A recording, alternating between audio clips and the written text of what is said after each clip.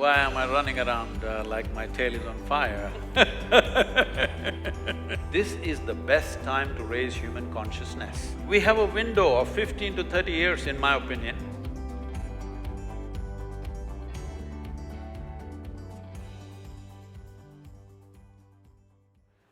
You've been traveling, talking, speaking, connecting on an incredible basis. You've used the digital medium, you've connected with youth. You seem to be on a roll and a drive. You want to spread your message very quickly. What is your purpose now in the way you are connecting globally and in India? Well, why am I running around like my tail is on fire? Is because… See, this is the first time in the history of humanity, this is the first time when our survival process is so well organized. I just want you to look back and see, 100 years ago, if you had to get your morning, let's say a bucket of water, you had to walk a mile and carry a bucket of water. Today, most people are not fit to carry a bucket of water for a mile. So, if you have a little bit of money, you can buy everything that you need for 1 month and stay in your house and your survival is taken care of. Never before human survival was so well organized. All the time we've been struggling with survival. Survival is well organized, and for the first time, we can communicate to the whole world. Many great beings have come in the past. Let's say Krishna came, when he spoke, 25 people could not hear.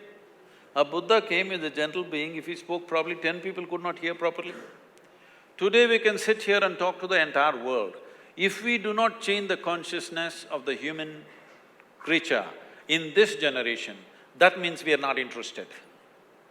So this is the moment, because this is the first time survival is well organized and our ability to communicate is like never before. If we cannot raise human consciousness now, we can never do it. What is the significance of raising human consciousness? See, it's like this. When it comes to what is mine and yours, this is my body, that's your body, this is my mind, that's your mind, we may agree on a few things, disagree on some things. But what consciousness means is a dimension within us which is not determined by the boundaries of our memory. Our body is a boundary of memory, our mind is a boundary of memory. But our consciousness is a dimension of intelligence which is not marked by the boundaries of memory. Unless people touch this dimension, you can talk about unity, you can talk about togetherness as much as you want as principles and values, but never will it work unless human beings experience that sense of unity. This is what the word yoga means. The word yoga literally means union. This means, right now for most human beings, their experience of life is such, it is me versus the universe. It's a stupid competition to get into. Me versus the universe. No wonder always they're anxious, fearful, struggling, simply because it is an individual versus the universal. Yoga means to consciously obliterate the boundaries of your individuality. If you don't do this, you will never come to ease in your life. Forget about well-being, forget about blissfulness, forget about ecstatic states, you will not even come to total ease. I don't want to throw a challenge at you, but it is really something everybody has to check out.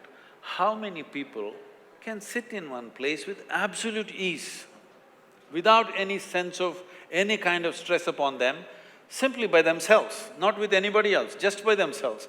I'm telling you, over 95% of the people cannot sit in ease in any given place, because it's always this little boundary of an individual and the universal. So raising of consciousness this means that human being comes to ease. Only when you come to ease, you are not in a fighting mode. This fighting mode has to go. Survival for the fittest is over. Now survival is available for all of us. This is the time to put down your fighting mode and see how to do something else. And now we have wonderful things coming that everybody fears. That also I've been invited to all kinds of conferences and people, academics coming and asking me, Sadhguru, this artificial intelligence is coming, what will we do? We will lose our jobs. I said, isn't it great, we'll all be on a vacation. See, the same thing, when the machines came, I know that these things happened. When the cranes came to lift things out of the ships and stuff, all the porters' unions protested. If the machines lift the cargo, what are we going to do? We want to carry it. So now the academics are talking the same language. If the machines do all the academic work, all the information-based work, what are we going to do? This is the same labor class now, new labor. So, this is a time when physical work and intellectual work, everything that is memory-based, data-based, is going to be done by a machine. This is the best time to raise human consciousness. And we have a window of 15 to 30 years, in my opinion, because right now, as I said earlier, because people are thinking logically, heavens are collapsing in their minds. It only existed in their minds, now it's collapsing. Because heavens are collapsing, people are tending to move towards all kinds of things, particularly chemical use. If you want to be healthful, there is a chemical. If you want to be peaceful, there is a chemical. If you want to be joyful, there is a chemical. If you want to be blissful, there is a chemical. If you want to be ecstatic, of course, there is ecstasy. So, people are moving towards chemicals. Just leave the rest of the world. In India alone, in the last 25 years, the consumption of alcohol has gone up at least 10,000%.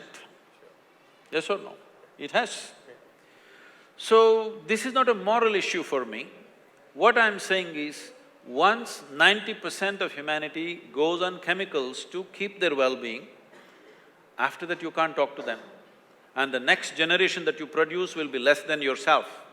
If we make this happen, that the next generation we produce is less than us, this is a crime against humanity as far as I'm concerned, because the next generation has to be at least one step ahead of us, otherwise we have fundamentally failed as a generation. So this is our time on the planet. We have the highest level of comfort and convenience that any generation has ever known. Are we also going to be the greatest generation ever? This is the question before all of us. And we have the necessary means and technologies and capabilities to make this happen. The question is only, do we have the courage and commitment to walk this distance?